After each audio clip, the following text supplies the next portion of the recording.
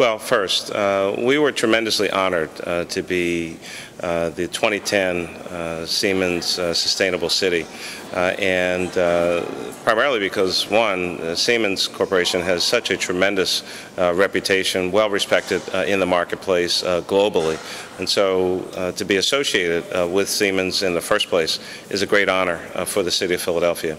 Our GreenWorks Philadelphia plan is not only designed to make Philadelphia a more sustainable city, but also a greener city, and a city that saves money on energy, promotes energy efficiency, creates jobs and economic opportunity, and literally turns the city over to those yet to come.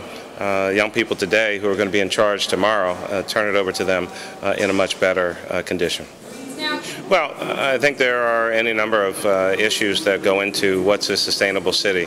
You can look at your zoning code. You have to look at policies around recycling and how you deal with trash versus recyclables, and really promote the fact that people should be putting more into recycling than into trash.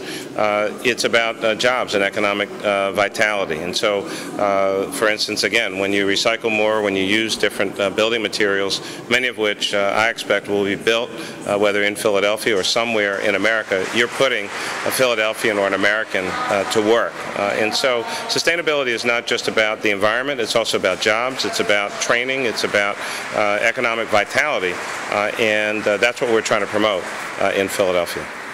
Well, I think when you look at sustainability and livability, in many ways they are perfectly partnered.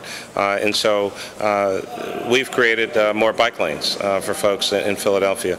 That helps reduce the number of cars on the road, cleans up the air. It's obviously something that helps to make you healthy. Calms down traffic in many instances, but also, again, demonstrates that you care about the environment and you're trying to promote other opportunities for people to be out and about in your city. It's about making more bike trails and walking paths available. It's about promoting mass transit as opposed to cars, or rail as opposed to cars. So there are a lot of things that you can do. We're looking to have 500 more acres of green space and deal with stormwater management issues. We're changing our zoning code. There's a lot of focus on the issue of building materials and getting more buildings looking at LEED certification, more open space, and using natural light, which creates a much better workspace and learning environment. So there are a lot of things that you can do, but it takes focus, it takes direction from the top. It certainly takes investment, not only by the government, but pursuing public-private partnerships as well.